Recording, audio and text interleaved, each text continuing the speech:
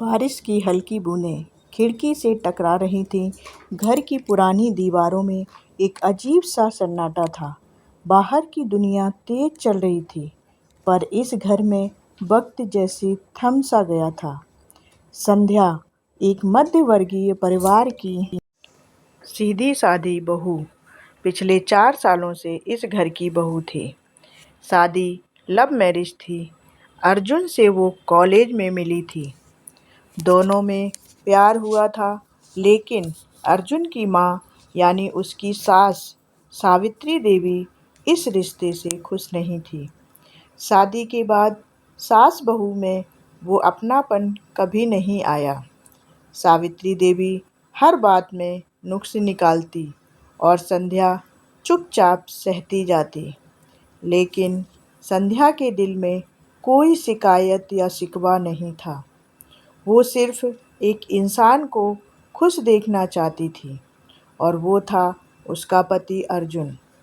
एक रात जब अर्जुन किसी ऑफिशियल टूर पर शहर से बाहर गया, घर में कुछ अजीब होने लगा। संध्या को लगा जैसे कोई घर में है।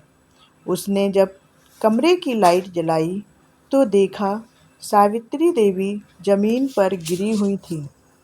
चेहरा पसीने से भीगा हुआ था। संध्या ने बिना एक पल गंवाए उन्हें अपनी गोद में उठाया और तुरंत अस्पताल लेकर भागी।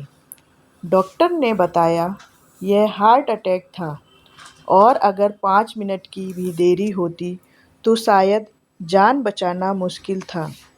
उसी रात अस्पताल के बिस्तर पर लेटी सावित्री देवी की आंखों में आंसू थे।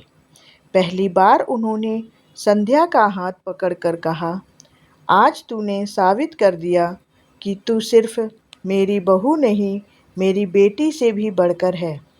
संध्या ने मुस्कुराते हुए कहा, माँ, जो प्यार मुझे आपसे नहीं मिला, वो कमी मैंने अपने प्यार से पूरी करने की कोशिश की।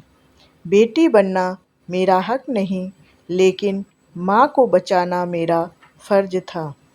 अर्जुन जब लौटा और उसे सब पता चला तो उसने पहली बार देखा उसकी माँ और उसकी पत्नी एक दूसरे की बाहों में थे, और दोनों की आंखों में बहते आंसू एक नई शुरुआत की गवाही दे रहे थे।